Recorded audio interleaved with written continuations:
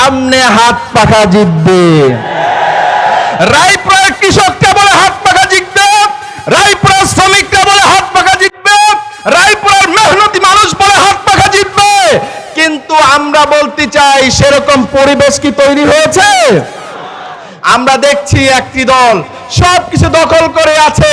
আমাদের সম্মানিত প্রশাসক, যারা প্রশাসনের দায়িত্ব রয়েছেন, সরকারের বিভিন্ন বাহিনীর দায়িত্ব রয়েছেন, আপনাদেরকে অনুরোধ করি, আপনারা হয়তোবা মনে করছেন সামনে ওই দল ক্ষমতায় আসবে, এই জন্য তাদেরকে সার্ভিস দিচ্ছেন, ঠিক কিনা বলেন? আমরা বলতে চাই, আপনাদের এই স্বপ্ন ভঙ্গ হতে পারে, কারণ এদেশের মানুষ জেগে উঠেছে। তারা পুরনো কোন শক্তিকে দেখতে চায় না, ইসলামী শক্তিকে দেখতে চায়। মুফতি সৈয়দ মোহাম্মদ ফয়জুল করিম শাইখে চরমনাই হাফিজাহুল্লাহ আমাদের মাঝে উপস্থিত রয়েছেন। কেন্দ্রীয় নেতৃবৃন্দ, জেলা শাখা নেতৃবৃন্দ এবং আমার প্রিয় নরসিংদীবাসী এবং প্রিয় রায়পুরাবাসী, সবাইকে জানাই আন্তরিক মোবারকবাদ। সংগ্রামী প্রিয় ভাইয়েরা, আমরা যারা মাঠে ময়দানে যাই, মানুষের কাছ থেকে একটি কথা শুনতে পাই, সেটা হলো 54 বছরে অনেককে দেখেছি, এবার নতুন কিছু দেখতে চাই। সেই নতুনটা কি? আমরা আবার প্রশ্ন করি মানুষদেরকে, জনতাকে প্রশ্ন করি, নতুন আপনারা কি দেখতে চান?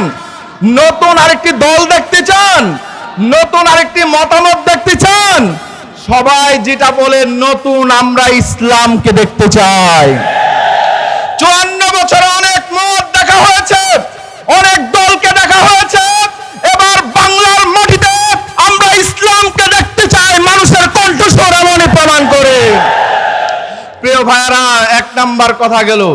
2 নাম্বার কথা, আমরা মানুষের কাছে যাই, মানুষ বলে আপনাদেরকে আমরা ভোট দেব। কিভাবে ভোট দেব?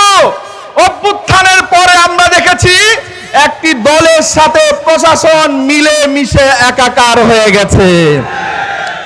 চাঁদা উঠায় একটি দল। আমরা দেখি বিভিন্ন জায়গায় মানুষেরকে সরকারি সার্ভিসগুলো দেয় একটি নির্দিষ্ট দলের নেতাকর্মীরা। এরকম বৈষম্যের জন্য বাংলাদেশে অভ্যুত্থান হয় নাই। আমরা চাই সকল দল মত নির্বিশেষে সমাজকে গড়ে তুলতে, ঠিক কিনা বলেন? এই জন্য আমি আমার প্রশাসনের ভাইদের প্রতি, বিশেষত রায়পুরায় ঘরে ঘরে একটা আওয়াজ উঠেছে, সামনে হাত পাখা জিতবে। রায়পুরের কৃষককে বলে হাত পাখা জিতবে, রায়পুরের শ্রমিকরা বলে হাত পাখা জিতবে, রায়পুরের মেহনতি মানুষ বলে হাত পাখা জিতবে। কিন্তু আমরা বলতে চাই, সেরকম পরিবেশ কি তৈরি হয়েছে? আমরা দেখছি একটি দল সবকিছু দখল করে আছে।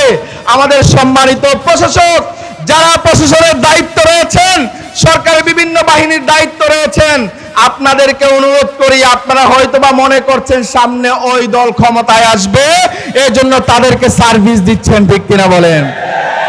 আমরা বলতে চাই, আপনাদের এই স্বপ্ন ভঙ্গ হতে পারে, কারণ এদেশের মানুষ জেগে উঠেছে। তারা পুরনো কোন শক্তিকে দেখতে চায় না, ইসলামী শক্তিকে দেখতে চায়। এই জন্য আমাদের প্রশাসক ভাইদেরকে, প্রশাসনের ভাইদেরকে আমি আন্তরিকভাবে অনুরোধ করতে চাই, আপনারা এখনো লেভেল প্লেইং ফিল্ড আপনারা নিশ্চিত করুন। সকল দলের প্রতি আপনারা বৈষম্য মুক্ত আচরণ করুন। সেই আহ্বান রেখে আপনাদেরকে আবার ধন্যবাদ জানিয়ে, মাঠে ময়দানে আগামীতে দেখা হবে সে প্রত্যাশা জানিয়ে আমার সংক্ষিপ্ত বক্তব্য শেষ করছি। আল্লাহ হাফেজ। আসসালামু আলাইকুম ওয়া রাহমাতুল্লাহি ওয়া বারাকাতুহু।